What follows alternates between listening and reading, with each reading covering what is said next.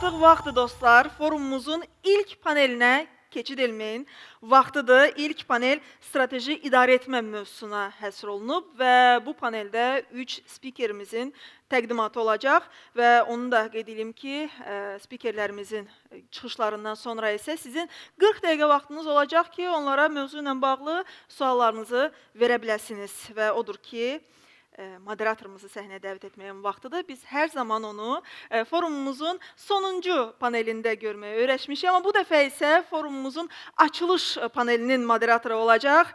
Odur ki, səhnəyə SAT Qrup şirkətinin həm təsisçisi, peşəkar idarəçi Anar Bayramova alqışlarınızla səhnəyə dəvət etmək istəyirəm.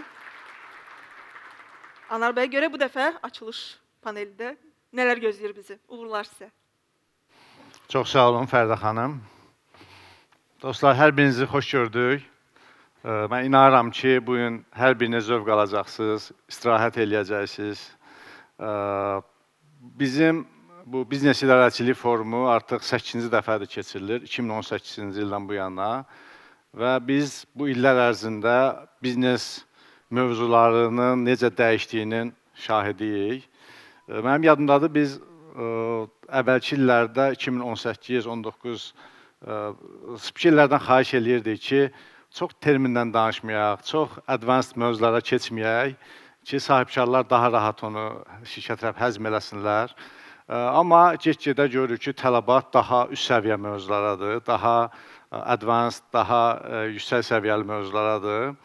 Həqiqətən də bizim gündəmimiz, mövzularımız nə qədər primitivdirsə, bizim nəticələrimiz də ona adekvat olur. Amma bizim gündəmimiz, mövzularımız nə qədər üst səviyyədirsə, o qədər yüksək səviyyə və daha rəqabətli olur. Bizim biznes mühitimiz, şirkətlərimiz daha rəqabətli olurlar.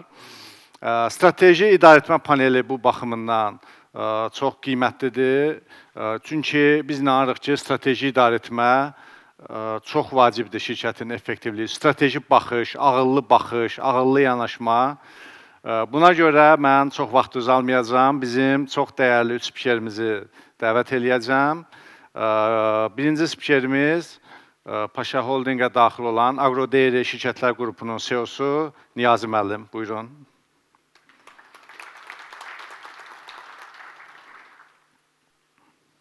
Buyurun. Təşəkkür ederim. Uğurlar sizə. İkinci spikerimiz Abşeron Logistika şirkətinin CEO-su Ziya müəllim. Buyurun. Ziya Ağayev. Buyurun. Və nəhayət üçüncü spikerimiz Veysaloğlu qrupa daxil olan Rossmann Dekoliv bizneslərinin CEO-su Məmmədqulu Süleymanlı. Buyurun.